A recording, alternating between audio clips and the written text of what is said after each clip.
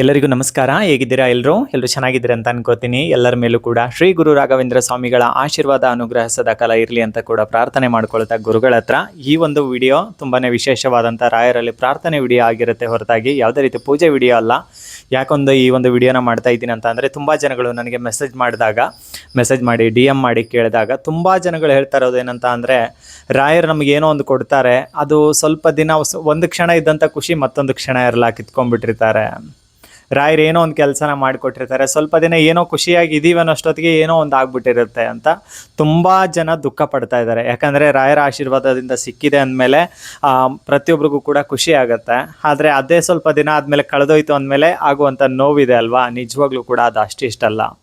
ಅದಕ್ಕಾಗಿ ರಾಯರ ಮಕ್ಕಳಾಗಿ ಈ ಪ್ರಾರ್ಥನೆ ವಿಡಿಯೋ ಎಂತಕ್ಕೆ ಮಾಡ್ತಾ ಇದ್ದೀನಿ ಅಂತ ಅಂದರೆ, ರಾಯರ ಮಕ್ಕಳಾಗಿ ನಾವುಗಳು ರಾಯರಲ್ಲಿ ಪ್ರಾರ್ಥನೆ ಮಾಡುವಂಥ ಹಕ್ಕು ನಮಗೆ, ಒಂದು ಜವಾಬ್ದಾರಿ, ಒಂದಿಷ್ಟು ಪಡ್ಕೊಂಬಂದಿದ್ದೀವಿ ಪುಣ್ಯವನ್ನು ಅಂತ ಭಾವಿಸ್ತೀನಿ ನಾನು. ಯಾಕಂದರೆ ರಾಯರ ಪಾದವನ್ನು ಹಿಡಿದಿದ್ದೀವಿ ಅಂದಮೇಲೆ ನಮಗೆ ತಂದೆ ತಾಯಿ ಎಲ್ಲವೂ ಕೂಡ ಅವರೇ ಆಗಿರಬೇಕಾದ್ರೆ ಗುರುಗಳ ಹತ್ರ ನಾವು ಒಂದಿಷ್ಟು ನಮ್ಮ ದುಃಖಗಳನ್ನು, ನೋವುಗಳನ್ನು ನಾವು ಹಂಚ್ಕೊಳ್ಳೋಕೆ ಖಂಡಿತವಾಗ್ಲೂ ಕೂಡ ರಾಯರು ಒಂದು ಅವಕಾಶವನ್ನು ಕೊಡ್ತಾರಂತ ನಾನು ಭಾವಿಸ್ತೀನಿ.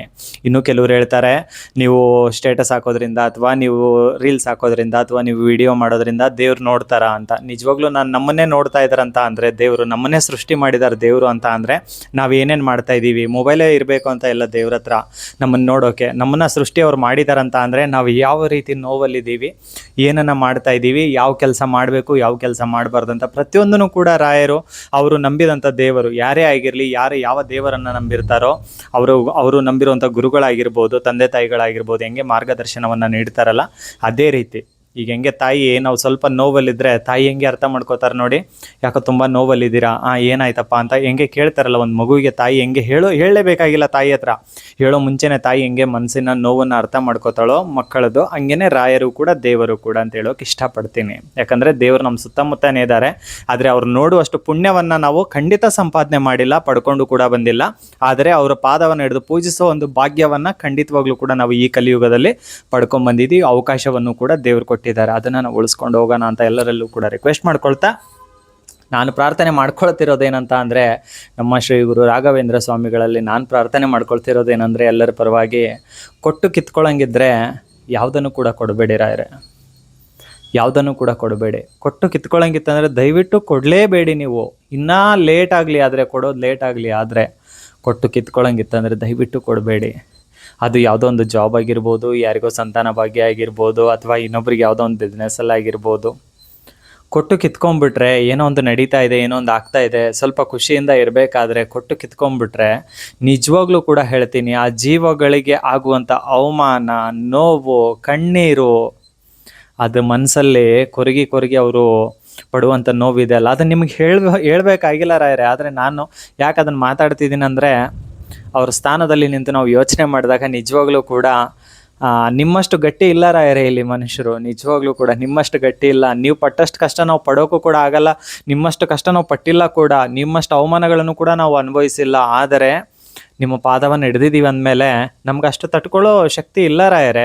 ನಮಗೆ ಬಿರುಗಾಳಿನೇ ಬರಬೇಕಂತ ಏನಿಲ್ಲ, ಸ್ವಲ್ಪ ನಮಗೆ ಈ ಅವಮಾನಗಳು ಇದಿದೆ ಅಲ್ವಾ, ಇದರಿಂದನೇ ನಾವು ಏನಾಗ್ಬಿಡ್ತಾರೋ ಜನಗಳು ಅನ್ನೋದು ಗೊತ್ತಿಲ್ಲ ರಾಯರೇ. ಯಾಕಂದರೆ ಆ ನೋವು, ಆ ಕಷ್ಟ, ಆ ಅವಮಾನ, ತಲೆ ತಗ್ಗಿಸುವಂಥ ಪರಿಸ್ಥಿತಿ ಬರಲಿ ಪರವಾಗಿಲ್ಲ, ಆದರೆ ಎಲ್ಲಿ ತಲೆ ತಗ್ಗಿಸ್ತಾರೋ ಅಲ್ಲೇ ತಲೆ ಎತ್ತಿ ನಡೆಯುವಂಥ ದಾರಿನ ಕೊಡಿ ರಾಯರೇ. ಕೊಟ್ಟು ಮತ್ತೆ ಕಿತ್ಕೊಂಡ್ಬಿಟ್ರೆ ಏನಾಗುತ್ತಂದರೆ, ಆಡ್ಕೊಳ್ಳೋರ ಮುಂದೆ ಮತ್ತಿಷ್ಟು ನೋವಿಗೊಳಗಾಗಬೇಕಾಗತ್ತೆ, ಆಡ್ಕೊಳ್ಳೋರಿಗೆ ಮತ್ತಿಷ್ಟು ಹಬ್ಬ ಮಾಡ್ಕೊಂಡ್ಬಿಡ್ತಾರೆ. ನಾನು ಕೇಳ್ಕೊಳ್ಳೋದಿಷ್ಟೇ, ಕೊಡೋದು ತಡವಾದರೂ ಕೂಡ ಪರವಾಗಿಲ್ಲ, ಆದರೆ ಏನನ್ನೂ ಸಹ ಜೀವನದಲ್ಲಿ ಜಾಬ್ ಆಗಿರ್ಬೋದು, ಮಕ್ಕಳ ಭಾಗ್ಯ ಆಗಿರ್ಬೋದು, ಏನೇ ಆಗಿರಲಿ ಭಕ್ತರ ಕೋರಿಕೆ, ದಯವಿಟ್ಟು ಕೊಟ್ಟು ಕಿತ್ಕೋಬಿಡಿ ರಾಯರೇ. ಒಪ್ಕೋತೀನಿ, ನಾವು ಇವತ್ತು ಏನು ಅನುಭವಿಸ್ತಾ ಇದೀವೋ, ಈ ಜನ್ಮದಲ್ಲಿ ಏನು ಅನುಭವಿಸ್ತಾ ಇದೀವೋ ಅದು ಹಿಂದಿನ ಜನ್ಮದ್ದು ಒಂದು ಕರ್ಮದ ಫಲ ಆಗಿರುತ್ತೆ ಅಂತ ನನಗೆ ಗೊತ್ತು, ನಾನು ಅನುಭವಿಸ್ತಾ ಇದ್ದೀವಿ ಅಂತ ಒಪ್ಕೋತೀನಿ. ಆದರೆ ಕೊಟ್ಟು ಕಿತ್ಕೊಂಡ್ಬಿಟ್ರೆ ಏನಾಗುತ್ತಂತ ಅಂದರೆ, ಇರೋಗಿಂತ ಹೋದ್ರೇ ಒಳ್ಳೇದು ಅಂತ ಎಷ್ಟೋ ಜನಗಳ ಮನಸ್ಸಿಗೆ ಬಂದ್ಬಿಡುತ್ತೆ ರಾಯರೇ, ಬಂದ್ಬಿಡುತ್ತೆ. ನಾನು ಹೋದ್ರೂ ರಾಯರ ಹತ್ರ ಹೋಗ್ತೀನಿ ಬಿಡು ಅಂತ ಅನ್ಕೊತಾರೆ. ಆದರೆ ನಾನು ಹೇಳೋದಿಷ್ಟೇ, ನಾನು ನಿಮ್ಮ ಹತ್ರ ಬೇಡ್ಕೊಳ್ಳೋದು, ಕೈ ಮುಗೋದು, ಕಾಲು ಹಿಡ್ದು ಬೇಡ್ಕೊಳೋದಿಷ್ಟೇ ರಾಯರೇ. ನೀವು ಇದೀರನ್ನೋದಂತೂ ಗೊತ್ತು, ನೀವು ಸುಮ್ಮನೆ ಬೃಂದಾವನದಲ್ಲಿಲ್ಲ, ನಮ್ಮ ಸುತ್ತಮುತ್ತ ಓಡಾಡ್ತಾ ಇದ್ದೀರಾ, ಪ್ರತಿಯೊಂದನ್ನು ಕೂಡ ನೋಡ್ತಾ ಇದ್ದೀರಾ, ಪ್ರತಿಯೊಬ್ಬರಿಗೂ ಕೂಡ ಏನನ್ನು ಕೊಡಬೇಕು ಏನನ್ನು ಕೊಡಬಾರ್ದು ನಿಮಗೆ ಗೊತ್ತಿದೆ, ನಾನು ಒಪ್ಕೋತೀನಿ. ತಡವಾದರೂ ಕೂಡ ಪರವಾಗಿಲ್ಲ, ಆದರೆ ಕೊಟ್ಟು ಕಿತ್ಕೊಂಡ್ಬಿಟ್ರೆ ನನ್ನ ರಾಯರು ನನಗೆ ಕೊಟ್ಟಿದ್ದಾರಪ್ಪ ಅಂತ ಹೆಮ್ಮೆಯಿಂದ ಖುಷಿಯಿಂದ ಹೋಗ್ತಾ ಇರ್ತಾರೆ. ಸಡನ್ನಾಗಿ ಅಲ್ಲಿ ಏನಾದರೂ ಒಂದು ಎಡವಟ್ಟಾಗಿ ಅದನ್ನ ಕಳ್ಕೊಳ್ಳೋ ರೀತಿ ಆಗ್ಬಿಟ್ರೆ ನಿಜವಾಗ್ಲೂ ಕೂಡ ಹೇಳ್ತಾ ಇದ್ದೀನಿ, ಆ ಜೀವಗಳು ಇದ್ದು ಇಲ್ಲದಂತೆ ರಾಯರೇ, ಇದ್ದು ಇಲ್ಲದಂತೆ. ಆದರೆ ಈ ನಡುವೆ ನಾನೊಂದು ದೃಢವಾಗಿ ರಾಯರಲ್ಲಿ ಹೇಳೋದೇನಂತ ಅಂದರೆ, ಕಷ್ಟ ಅವಮಾನ ಏನಾದರೂ ಕೊಡಿ, ನಮ್ಮ ತಗೊಂಡೋಗಿ ಮಣ್ಣಲ್ಲಿಟ್ಟರೂ ಕೂಡ ನಿಮ್ಮೇಲಿರುವಂಥ ಭಕ್ತಿ ಒಂದು ಚೂರು ಕೂಡ ಕಡಿಮೆ ಆಗೋದಿಲ್ಲ. ನೀವೇನೇ ಕೊಟ್ಟು ಕಿತ್ಕೊಂಡ್ರೂ ಕೂಡ ನಿಮ್ಮೇಲಿರುವಂತಹ ನಂಬಿಕೆ, ಗೌರವ, ವಿಶ್ವಾಸ ಅದು ಇವತ್ತಲ್ಲ ರಾಯರೇ, ಈ ದೇಹದಲ್ಲಿ ಉಸಿರು ನಿಂತೋದ್ರೂ ಕೂಡ ನಿಮ್ಮ ಮೇಲೆ ಇರುವಂತಹ ಗೌರವ, ನಂಬಿಕೆ, ಭಕ್ತಿ ಅದು ಯಾವತ್ತೂ ಕೂಡ ಕಡಿಮೆ ಆಗೋದಿಲ್ಲ. ಈ ಜೀವ ಕಿತ್ಕೊಂಡ್ರೂ ಕೂಡ ನಿಮ್ಮ ಮೇಲೆ, ಈ ಉಸಿರು ನಿಂತೋದ್ರೂ ಕೂಡ ನಿಮ್ಮ ಮೇಲೆ ಭಕ್ತಿ ಇದಾಗಲ್ಲ ಅಂತ ಅಂದರೆ, ಭಕ್ತಿ ಅನ್ನೋದು, ನಂಬಿಕೆ ಅನ್ನೋದು ನಾವು ಕಳ್ಕೊಳ್ಳೋದಿಲ್ಲ ಅಂತ ಅಂದರೆ, ಏನೋ ಒಂದು ಕೊಟ್ಟು ಕಿತ್ಕೊಂಡ್ಮೇಲೆ ನಾವು ನಿಮ್ಮ ಮೇಲೆ ಒಂದು ಬೇಜಾರು ಮಾಡ್ಕೋತೀವಂತಾಗಲಿ, ಅಥವಾ ನಿಮ್ಮ ಮೇಲೆ ಭಕ್ತಿ ಕಡಿಮೆ ಆಗುತ್ತಂತಾಗಲಿ, ರಾಯರು ಇಲ್ಲ ಅಂತ ಹೇಳ್ತೀವಂತಾಗಲಿ, ಇದು ಯಾವತ್ತೂ ಕೂಡ ನಮ್ಮಿಂದ ಬರೋ ಮಾತೇ ಇಲ್ಲ ರಾಯರೇ. ನೀವು ಕೊಟ್ಟರೂ ಸರಿ, ಕೊಡಲಿಲ್ಲ ಅಂದರೂ ಸರಿ, ನಾನು ಮಾತಾಡ್ತಿರೋದೇನಂತಂದರೆ ಆ ಸಮಯಕ್ಕೆ ಆಗುವಂಥ ನೋವಿದೆ ಅಲ್ಲ, ಆ ನೋವು ತುಂಬಾ ಅದನ್ನು ಅನುಭವಿಸೋರಿಗೆ ಮಾತ್ರ ಗೊತ್ತಿರುತ್ತೆ. ಅದಕ್ಕೋಸ್ಕರ ರಾಯರೇ, ನನ್ನ ಒಂದು ಕೋರಿಕೆ ಏನಂದರೆ, ಎಲ್ಲರ ಪರವಾಗಿ ದಯವಿಟ್ಟು ಕೂಡ ಏನನ್ನು ಸಹ ಕೊಟ್ಟು ಕಿತ್ಕೋಬೇಡಿ ರಾಯರೇ, ಪರೀಕ್ಷೆ ಅತಿಯಾಗಿ ಮಾಡಬೇಡಿ ನನ್ನಪ್ಪ. ಯಾಕಂದರೆ ನಿಮ್ಮ ಮೇಲಿರುವಂಥ ನಂಬಿಕೆ, ನಾನು ಹೇಳ್ತಾ ಇದ್ದೀನಲ್ಲ ರಾಯರೇ, ಮಣ್ಣಲ್ಲಿ ಹೋಗಿಟ್ಟರೂ ಕೂಡ ನಮ್ಮನ್ನು ರಾಯರು ಇದ್ದಾರೆ ಅಂತಲೇ ಹೇಳ್ತೀವಿ, ನಮ್ಮ ಜೊತೆಗೆ ರಾಯರು ಇದ್ದಾರೆ ಅಂತಲೇ ಹೇಳ್ತೀವಿ ಹೊರತಾಗಿ ನಿಮ್ಮ ಮೇಲೆ ಯಾವತ್ತೂ ಕೂಡ ನಂಬಿಕೆ ಅನ್ನೋದು ಎಳ್ಳಷ್ಟು ಕೂಡ ಕಡಿಮೆ ಆಗೋದು ಇಲ್ಲ. ಯಾರು ಏನೇ ಅಂದರೂ ಏನೇ ಮಾಡಿದ್ರು ನನ್ನ ಜೊತೆಗೆ ರಾಯರಿದ್ದಾರೆ. ಅತಿಯಾಗಿ ನೋವಾದರೂ ಕೂಡ ಮೂಲಮಂತ್ರ ಬರೋರು ಮೂಲಮಂತ್ರ ಹೇಳ್ಕೋತಾರೆ, ಇಲ್ಲಾಂದರೆ ರಾಯರೇ ಶ್ರೀರಾಘವೇಂದ್ರ ಶ್ರೀರಾಘವೇಂದ್ರ ಶ್ರೀರಾಘವೇಂದ್ರ ಶ್ರೀರಾಘವೇಂದ್ರ ಇಷ್ಟೇ ಅಂತಾರೆ ಹೊರತಾಗಿ ನನ್ನ ಪಾಲಿಗೆ ಯಾರು ಕೂಡ ಅನ್ನೋದಿಲ್ಲ, ರಾಯರಿಲ್ಲ ಅಂತ ಯಾರು ಕೂಡ ಅನ್ನೋದಿಲ್ಲ ರಾಯರೇ. ನಿಮ್ಮನ್ನು ಅಷ್ಟು ಆಳವಾಗಿ ಹಚ್ಕೊಂಡ್ಬಿಟ್ಟಿದೆ ಜೀವಗಳು. ಯಾಕಂತ ಅಂದರೆ ನೀವು ತೋರಿಸುವಂತಹ ಪ್ರೀತಿ, ನೀವು ಭಕ್ತರಿಗೆ ಕೊಡುವಂತಹ ಗೌರವ, ಯಾವುದೋ ಒಂದು ರೂಪದಲ್ಲಿ ಬಂದು ಪವಾಡಗಳನ್ನು ಮಾಡ್ತಿರಲ್ಲ ಅದು. ಯಾಕಂದರೆ ಎಷ್ಟೋ ಜನಗಳಿಗೆ ಅಂದುಕೊಳ್ಳದಂಗೆ ಮಂತ್ರಾಕ್ಷತೆ ರೂಪದಲ್ಲಿ ಬಂದಿದ್ದೀರಾ, ಫೋಟೋ ರೂಪದಲ್ಲಿ ಬಂದಿದ್ದೀರಾ, ಎಷ್ಟೋ ಜನಕ್ಕೆ ಮೃತ್ತಿಕೆ ರೂಪದಲ್ಲಿ ಬಂದಿದ್ದೀರಾ, ಎಷ್ಟೋ ಜನಕ್ಕೆ ಏನೋ ಅಂದ್ಕೊಂಡಿರಲ್ಲ ಒಂದು ಗೋಮಾತೆಯಾಗಿ ಬಂದಿದ್ದೀರಾ, ಇನ್ನೂ ಎಷ್ಟೋ ಜನಕ್ಕೆ ಯಾವುದ್ಯಾವುದೋ ರೂಪದಲ್ಲಿ ಪವಾಡಗಳನ್ನು ಮಾಡಿಬಿಟ್ಟಿದ್ದೀರಾ. ನೀವು ಅಂದ್ಕೊಳ್ಳದಿರೋಂಥ ಕೆಲಸಗಳು ಕೂಡ ಆಗಿದೆ ಎಷ್ಟೋ ಜನಗಳದ್ದು. ನಾನು ಕೇಳ್ಕೊಳ್ಳೋದು ಇಷ್ಟೇ ರಾಯರೇ, ಆದರೆ ಯಾರಿಗೂ ಕೂಡ ಕೊಟ್ಟು ಕಿತ್ಕೊಳ್ಳೋಂಗಿದ್ರೆ ಕೊಡಲೇಬೇಡಿ ರಾಯರೇ. ಇನ್ನೂ ಲೇಟ್ ಆಗಲಿ ಅದ್ರ ಕೊಡಲೇಬೇಡಿ. ಲೇಟ್ ಅಂತಲ್ಲ, ಕೊಡೋಕ್ಕಾಗಿಲ್ಲ ಅಂದರೆ ಬೇಡವೇ ಬೇಡ. ಅದು ಆ ದಾರಿ ಬೇಡ ಅಂತ ಅಂದರೆ ಆ ದಾರಿಗೆ ಹೋಗಲೇಬೇಡ ಅಂತ ಹೇಳಿಬಿಡಿ. ನೀವು ಕನಸಲ್ಲಿ ಬಂದು ಜಸ್ಟ್ ನೀವು ಸುಮ್ಮನೆ ನಕ್ಕರೂ ಕೂಡ ಎಷ್ಟೋ ಆನಂದ ಪಡುವಂಥ ಜೀವಗಳು, ಅಂಥದ್ರಲ್ಲಿ ನೀವು ಹಾಕಿದ ಗೆರೆನ ದಾಟ್ತಾರ ರಾಯರೇ ನಿಮ್ಮ ಮಕ್ಕಳು? ಸಾಧ್ಯನೇ ಇಲ್ಲ. ನೀವು ಬರೀ ಇಂಥದ್ದು ಮಾಡಬೇಡ ಅಂತ ಮನ್ಸಿಗೆ ಹೇಳ್ಬಿಟ್ರೆ, ಮನ್ಸಲ್ಲಿ ಹಿಂಗೆ ಬರ್ತಾ ಇದೆ, ರಾಯರು ಕೊಟ್ಟಿರ್ಬೇಕು ನನಗೆ, ನಾನು ದಾಟಲ್ಲ ಅಂತಾರೆ ರಾಯರೇ. ಅಷ್ಟು ಹಚ್ಕೊಂಡ್ಬಿಟ್ಟಿದೆ ಆಳವಾಗಿ. ಯಾಕಂದರೆ ನೀವು ತೋರಿಸುವಂಥ ಭಕ್ತಿ, ನೀವು ಇದ್ದೀರಲ್ಲ ನಮ್ಮ ಜೊತೆಗೆ, ಅದಕ್ಕೋಸ್ಕರನೇ ಇವತ್ತು ಎಷ್ಟೋ ಜನಗಳು ನಾನು ಮಾತಾಡಬೇಕಾದ್ರೆ ಎಷ್ಟೋ ಜನಗಳು ನನಗೆ ಸಿಕ್ಕಾಗ ಕೂಡ ಹೇಳುವಂಥದ್ದು ಏನಂತ ಅಂದರೆ, ನಮ್ದೇನಿದೆ ಎಲ್ಲರ ರಾಯರಿಚ್ಛೆ, ಎಲ್ಲವೂ ಕೂಡ ರಾಯರಿಚ್ಛೆ, ರಾಯರು ಮಾಡಿಸ್ತಾ ಇದ್ದಾರೆ, ಏನೇ ಇದ್ರೂ ಕೂಡ ರಾಯರು ಮಾಡಿಸ್ತಾ ಇದ್ದಾರೆ, ರಾಯರಿಂದ ನಡೀತಾ ಇದೆ.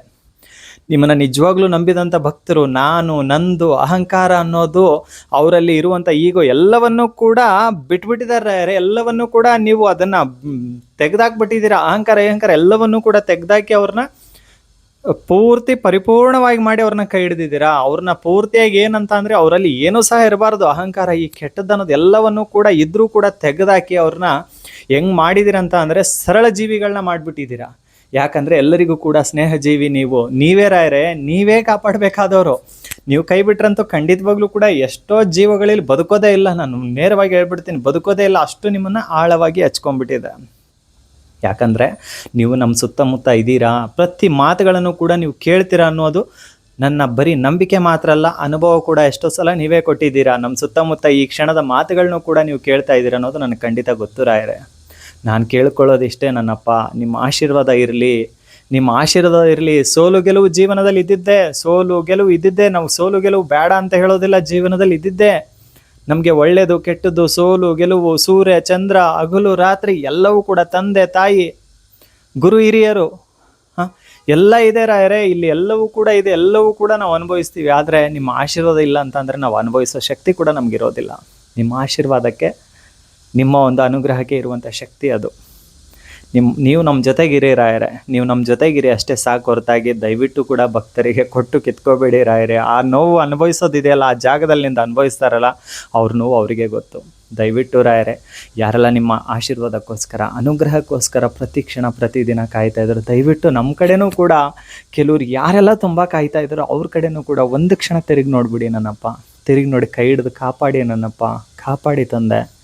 ಇಲ್ಲಿ ನಿಮ್ಮಲ್ಲಿ ಕೇಳ್ಕೊಳ್ಳೋಷ್ಟು, ನಿಮ್ಮಲ್ಲಿ ಪ್ರಾರ್ಥನೆ ಮಾಡ್ಕೊಳ್ಳೋಷ್ಟು, ನಿಮ್ಮ ಫೋಟೋ ಮುಂದೆ ಕೂತ್ಕೊಂಡು ಕಣ್ಣೀರು ಹಾಕುವಷ್ಟು ನಿಜವಾಗ್ಲೂ ಕೂಡ ಭಕ್ತರು ಎಲ್ಲೂ ಕೂಡ ಕಣ್ಣೀರು ಹಾಕಿಲ್ಲ ರಾಯರೇ. ಯಾರ ಜನಗಳ ಹತ್ರ ಕೂಡ, ತಾಯಿ ಹತ್ರ ಕೂಡ ಹೇಳ್ಕೊಳಕ್ಕಾಗ್ದಿರೋಷ್ಟು ಕಷ್ಟಗಳು, ಮನೆಯವ್ರ ಹತ್ರ ಕೂಡ ಹೇಳ್ಕೊಳಕ್ಕಾಗ್ದಿರೋಷ್ಟು ಕಷ್ಟಗಳು ರಾಯರೇ ನಿಮ್ಮ ಹತ್ರ ಹೇಳ್ಕೊತಾರೆ. ಯಾಕಂದರೆ ನೀವಿದ್ದೀರಾ, ನಿಮ್ಮ ಮೇಲೆ ಆ ನಂಬಿಕೆ, ಆ ಗೌರವ, ಆ ವಿಶ್ವಾಸ ರಾಯರೇ. ಯಾಕಂದರೆ ಭಕ್ತರನ್ನು ನೀವು ನೋಡಿಕೊಳ್ಳುವ ರೀತಿ, ಭಕ್ತರ ಜೊತೆಗೆ ನೀವು ಪ್ರೀತಿಯಿಂದ ಇರುವಂತಹ ರೀತಿ, ನೀವು ನಡೆದು ಬಂದಂತಹ ದಾರಿ, ನೀವು ಕೊಡುವಂತಹ ಮಾರ್ಗದರ್ಶನ ಇದೆಲ್ಲ ರಾಯರೇ, ನಿಜವಾಗ್ಲೂ ಕೂಡ ತಂದೆ ತಾಯಿಯ ಸ್ಥಾನವನ್ನು ಖಂಡಿತ ತುಂಬುತ್ತೆ ರಾಯರೇ, ತುಂಬುತ್ತೆ. ಎಷ್ಟೋ ಜನಕ್ಕೆ ತಂದೆ ತಾಯಿ ಇಲ್ಲ ಅಂದರೂ ಕೂಡ ಎಷ್ಟೋ ಜನ ಇವತ್ತು ನನ್ನ ಜೊತೆಗೆ ರಾಯರಿದ್ದಾರೆ, ಅಪ್ಪ ಅಮ್ಮನೇ ನಾನು ರಾಯರಲ್ಲಿ ಕಾಣ್ತಾ ಇದ್ದೀನಿ ಅಂತ ಎಷ್ಟೋ ಜನ ನನಗೆ ಭೇಟಿಯಾದಾಗೂ ಕೂಡ ಹೇಳ್ತಾರಲ್ಲ ರಾಯರೇ. ನಿಮ್ಗೆ ಗೊತ್ತಿಲ್ಲದಿರೋದೇನಿದೆ. ಆದರೆ ನಿಮ್ಮ ಆಶೀರ್ವಾದ ಎಲ್ಲರ ಮೇಲೂ ಕೂಡ ಇರಲಿ ನನ್ನಪ್ಪ, ಎಲ್ಲರ ಮೇಲೂ ಕೂಡ ಇರಲಿ. ನೀವು ಕೂಡ ಚೆನ್ನಾಗಿರಬೇಕು, ಭಕ್ತರು ಕೂಡ ಚೆನ್ನಾಗಿರಬೇಕು ರಾಯರೇ, ಅಷ್ಟೇ.